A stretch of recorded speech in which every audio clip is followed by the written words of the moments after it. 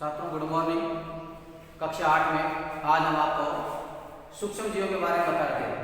कल हमने सूक्ष्म जीवों से होने वाली हानियों के बारे में पढ़ा। सूक्ष्म जीव किस प्रकार हमारे लिए हानिकारक है, और उसके अंतर्गत आपने खाद्य परिरक्षण पढ़ा था कि संदूषित भोजन को करने से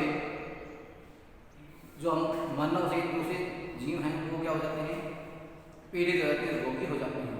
सूक्ष्म जीव खाद्य को विषाक्त कर देते हैं, विषैले पदार्थ उत्पन्न करते हैं, और जब उस विषैले पदार्थ को कोई व्यक्ति खाता है तो वह बीमार हो जाता है, पीड़ित हो जाता है, और कई बार तो यह खाद्य विषाक्त इतना अधिक हो जाता है कि व्यक्ति की मृत्यु भी हो जाती है। अब ऐसे खाद्य पदार्थों को हम सुरक्षित कैसे रखें, उनको अधिक समय तक उपयोग कैसे बनाए रखें, इसके लिए एक होता है खाद्य परिरक्षण। खाद्य परिरक्षण क्या है? खाद्य पदार्थों की पौष्टिकता एवं उनकी खाद्य परिरक्षण क्या है? खाद्य पदार्थों की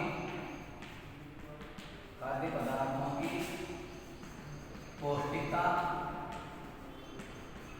एवं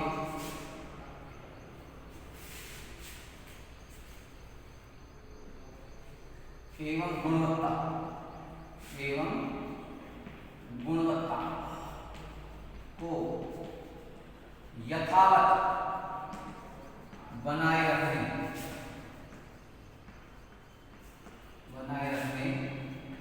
की प्रक्रिया को खाद्य परिरक्षण कहते हैं। खाद्य पदार्थ हैं, उनकी जो गुणवत्ता होती है, उनकी जो पौष्टिकता होती है, वो वैसे की वैसी बनी रहे, वो दूषित न हो। इसको सुरक्षित रखने की जो विधियां हैं, उन विधियों को हम कहते हैं खाद्य परिरक्षण। इसके अंतर्गत हम अपने भोज्य पदार्थों को कई दिनों के लिए सुरक्षित रख सकते हैं। हम उसको महीनों तक भी उपयोग में ले सकते हैं। जैसे पैकेजिंग का अपने खाने की वस्तुएं आती हैं, कुरकुरे हैं, नमकीन हैं, और भी चीज़ें हैं जो पैक करके आपके बाजार में आपको उपलब्ध होती है, उन सब में इस खाद्य परिरक्षण विधि का उपयोग किया जाता है। खाद्य परिरक्षण विधि का उपयोग किया जाता है, जिससे पदार्थों की गुणवत्ता है और उसकी पौष्टिकता है वो यथावत बन जाती है। इसके लिए हमें कुछ विधियों का उपयोग करना पड़ता है, जैसे रासायनिक उपाय करने पड़ते हैं। इसके लिए कुछ के नमक द्वारा उनको किया जाता है, कुछ को चीनी द्वारा किया जाता है, कुछ को तेल व सिरके का उपयोग करके किया जाता है, और कुछ पदार्थों को ठंडा व गर्म करते हैं, जिससे भी उनकी पौष्टिकता बढ़ जाती है।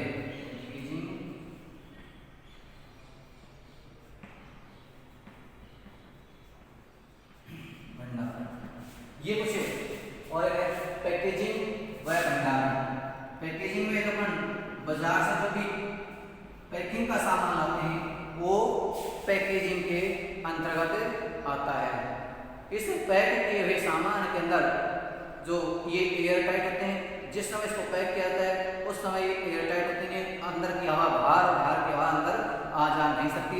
इस पर सर्दी गर्मी जैसे कोई बाहर की हवा है उसमें ली जाएगी, उस समय जो वो वहीं की वहीं हो जाती है, उसमें सूक्ष्म जीव वृद्धि नहीं कर सकते, तो वह बंद हो जाती है। अब रासायनिक उपाय है, पहली अपनी विधि है रासायनिक उपाय, कि रासायनिक उपाय करके हम खाद्य पदार्थों को किस प्रकार संरक्षित करते हैं। इससे पहले अपने पुस्तक में एक पहेली दी है। पहेली में एक लड़की कह रही कि मेरे पिताजी कुछ आम लेके आए और उन आमों को उन्होंने एक स्थान पर रख दिया, और वो संयोगवश ऐसा हुआ उनको वो खाना भूल गए। 5 दिन बाद 4 दिन बाद उन्होंने उन आम को देखा तो सारे आम सड़ चुके थे और वो ऐसी स्थिति में हो गए थे उनको खाया नहीं जा सकता। और ऐसे ही उसने देखा कि उसकी माताजी ने जो अचार रखा था वो कई दिनों तक खाने के काम में आता है, वह दूषित नहीं हुआ। तो वह इस असमंजस में पड़ गई कि इसका कारण क्या है। तो इसका कारण छात्रों सीधा है, उसमें सूक्ष्म जीव प्रवेश कर गए। हमारे जो आम रखे थे, खुले रखे थे, उसमें जो वातावरण, अब जो नमी का वातावरण है, इस समय और भी ज़्यादा सूक्ष्म जीव प्रभावित हो जाते हैं। इसमें बहुत अधिक मक्खी, मच्छर, जीवाणु, कीटाणु वो पैदा हो जाते हैं और वो हमारे खाद्य पदार्थों को दूषित कर देते हैं। ऐसा ही उदाहरण और आ रहा है इन दिनों में, वर्षा ऋतु में आप ब्रेड, रोटी आदि को या अचार को जो भाग होते हैं उनको खुला रख देते हैं, तो देखते हैं कि करीब 2 दिन में ही उनके ऊपर, ब्रेड के ऊपर आप देखेंगे हरे हरे रंग की संरचनाएं बन जाती हैं, गुलाबी रंग की संरचनाएं ऐसे बन जाती हैं, निशान से चकते से पड़ जाते हैं, और रोटियों पर आपने कहा रुई जैसी संरचना बन जाती है। आपके अचार है, अचार में हम 2 दिन खुला रख देते हैं तो उसके ऊपर भी रुई जैसी संरचना बन जाती है। ये जो रुई जैसी संरचना होती है, ये क्या है, इसे ये कवक है। क्या है छात्रों? कवक। कवक को अपनी भाषा में कहते हैं गूफण। गूफण बोलते हैं, सभी अपने घरों में गूफण के नाम देते हैं। ये कवक फंजाई है। क्या है ये? कवक फंजाई। कवक फंजाई, कवक को ही फंजाई कहते हैं, जो रुई जैसी संरचना होती है। ये कवक है, बहुत ही निम्न तापमान पर भी रह सकते हैं, बहुत ही अधिक तापमान पर भी रहते हैं और दलदली स्थान पर भी रह सकते हैं। ये जैसे ही इनको उपयुक्त वातावरण मिलता है, ये अपना प्रभाव दिखा देते हैं, सजीव हो जाते हैं और अपनी वृद्धि और गुणन करने लग जाते हैं। और अचार पर भी, अचार को तेल में डूबा हुआ रखते हैं, उस स्थिति में अचार पर कोई भी इस प्रकार की संरचना नहीं बनती है। तेल क्या है? तेल उस जब अपने खाद्य पदार्थों पर रहता है तो उसमें सूक्ष्म जीव वृद्धि नहीं करते हैं। अब इसी क्रम के अंदर जो अभिव्यक्ता कि आपको रासायनिक उपाय, रासायनिक उपाय में हम 2 पदार्थों का उपयोग करते हैं, मेटाबाइसल्फाइड, मेटाबाइसल्फेट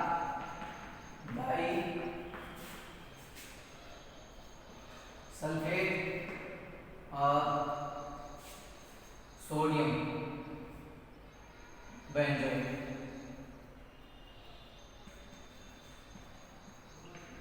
सोडियम बेंजोएट, ये पदार्थ सोडियम बेंजोएट, ये रासायनिक पदार्थ है। इनका उपयोग करके सूक्ष्म जीव की वृद्धि नहीं होती है और जो आपके पैकेजिंग वाले पदार्थ हैं उनमें मिलाया जाता है जैम जेली सॉस। इसमें कहिए जैम जेली सॉस, सॉस बोलते हैं आप, टमाटो सॉस लाते हैं तो टमाटो सॉस है।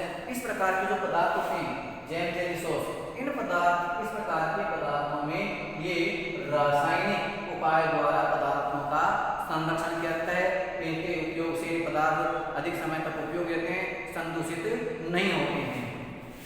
दूसरा है नमक द्वारा। नमक द्वारा हम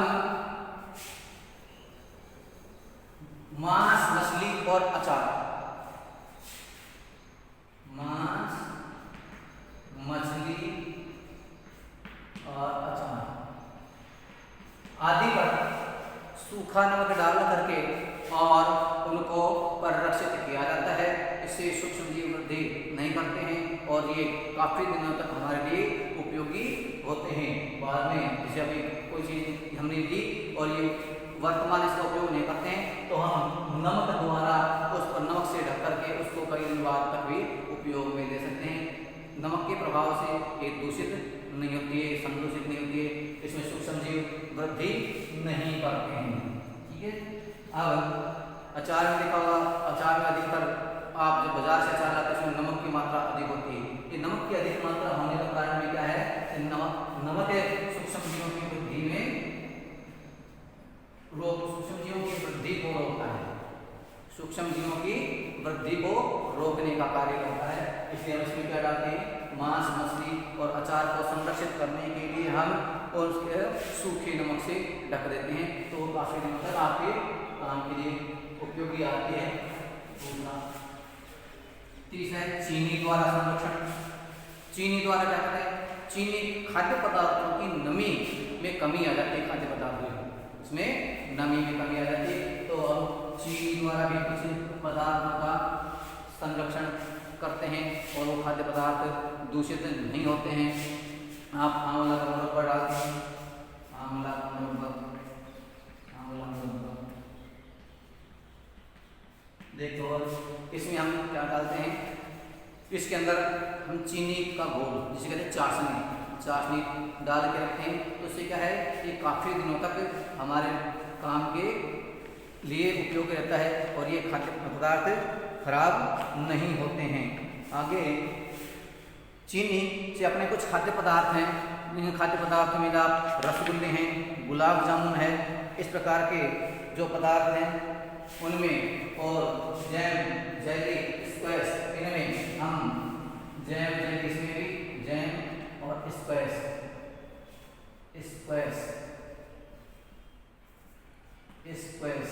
इनके संरक्षण के अंदर हम चीनी वाले पदार्थों को चीनी की चाशनी के रूप में डाल देते हैं। ये खाद्य पदार्थों में नमी है ना, उसकी मात्रा को अवशोषित कर लेता है और इससे खाद्य पदार्थ में सूक्ष्म जीव वृद्धि नहीं करते हैं, कीटाणु का प्रवेश नहीं हो पाता है। इस प्रकार ये चीनी द्वारा हम पदार्थों का संरक्षण करते हैं। रसगुल्ले, गुलाब जामुन, इस प्रकार के घरों में खाद्य पदार्थों में आंवला का मुरब्बा डिब्बों में पैक करके कई दिनों तक हम जब तक ये चाशनी रहते हैं उन पर कोई प्रभाव नहीं होता है।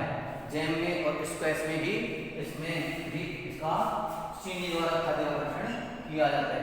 तेल सिरके के द्वारा अपने खाद्य पदार्थों को क्या करते हैं, संदूषित होने के लिए हम तेल का उपयोग करते हैं।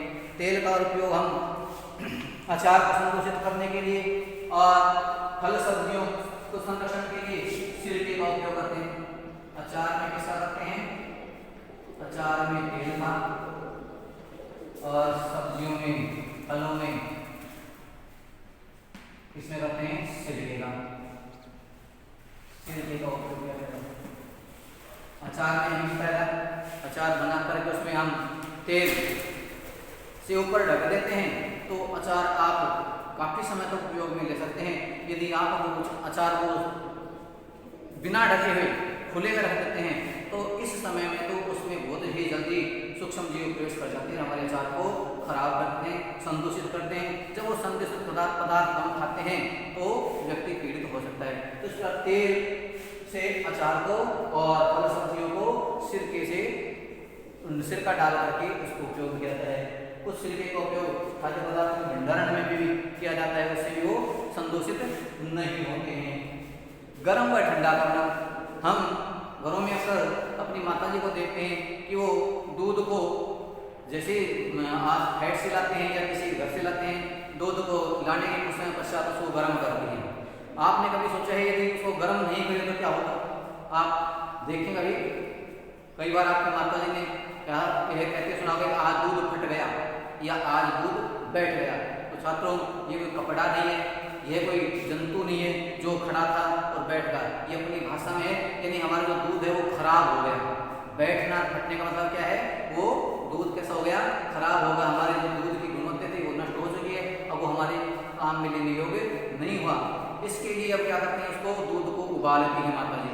जैसे लाते हैं, गर्मी के प्रभाव से उसमें सूक्ष्म जीव होते हैं लैक्टोबैसिलस, वो जल्दी प्रभावित हो जाते हैं और उस दूध को कतले से, जो अपना दूध साधारण रूप में था, उसके कतले दही जैसा पार्ट बन जाते हैं और कहते हैं दूध का बैठ जाना या दूध का फटना। यानी दूध अपने क्वालिटी से, अपनी गुणवत्ता उसमें नष्ट हो जाती है, दूध का फटना हो गया। तो और ठंडा करने में क्या है, हम जैसे अपनी सब्जियां हैं, खाद्य पदार्थ हैं, उसको फ्रिज में रख देते हैं। फ्रिज में रखने का कारण क्या है, फ्रिज में सूक्ष्म जीव होते हैं ना, फ्रिज में कम तापमान पर सूक्ष्म जीव नष्ट हो जाते हैं, वो वृद्धि नहीं करते हैं। फ्रिज का तापमान बहुत कम होता है और जैसे उसको बंद कर देते हैं तो उसका तापमान कम रहता है, बाहर का तापमान कम रहता है, तापमान अधिक होता है गर्मियों के समय में। तो यदि हम उसको फ्रीजर में रख देते हैं तो वहाँ पर कम तापमान होता है, कम ताप पर सूक्ष्म जीवों की वृद्धि नहीं होती। इसे ये कम ताप पर, इस पर कम ताप पर किस रखते हैं, रेफ्रिजरेटर में किसको रखते हैं, पदार्थ को। कम ताप होता है, कम ताप पर सूक्ष्म जीव वृद्धि नहीं करते हैं और वृद्धि नहीं करने से जो हमारे पदार्थ है दूषित नहीं होते हैं, हम उनको बार बार में आगे काम में ले सकते हैं।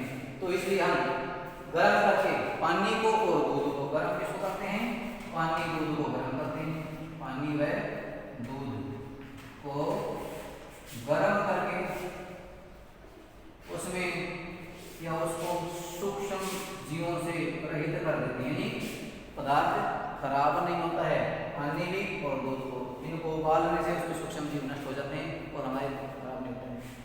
जब कोई व्यक्ति टाइफाइड या किसी बीमार हो जाता है तो उसको उबला हुआ पानी पीने की सलाह देते हैं। उबले हुए पानी में लौंग डाल करके और कुछ मात्रा में नमक और चीनी इस प्रकार डाल करके और हैजा होता है, तब भी हम उबले हुए पानी में क्या डालते हैं, नमक और चीनी का घोल, जो जीवन रक्षक घोल कहता है, ORS कहते हैं, जो हमें मेडिकल से मिलता है ORS, उसकी पूर्ति करता है ये उबला हुआ पानी। इसमें क्या डालते हैं, नमक और चीनी। तो ये और दूध को वाले सूक्ष्म जीव नष्ट हो जाते हैं और वो हमें उपयोग में लेने के लिए उपलब्ध रहता है। वह आज दूध लाए, सुबह का दूध शाम तक चल जाता है। तो इस प्रकार छात्रों आज का अपना ये टॉपिक पूरा हुआ। कल हम आपको पाष्टीकरण के बारे में बताएंगे। पाष्टीकरण क्या है, पाष्टीकरण और पैकेजिंग, इन दो टॉपिक के बारे में हम आपको कल बताएंगे। आपको जो PDF फाइल मिले उसमें देख करके इसको नोट कर लेना। साफ सुथरे अक्षरों में। धन्यवाद।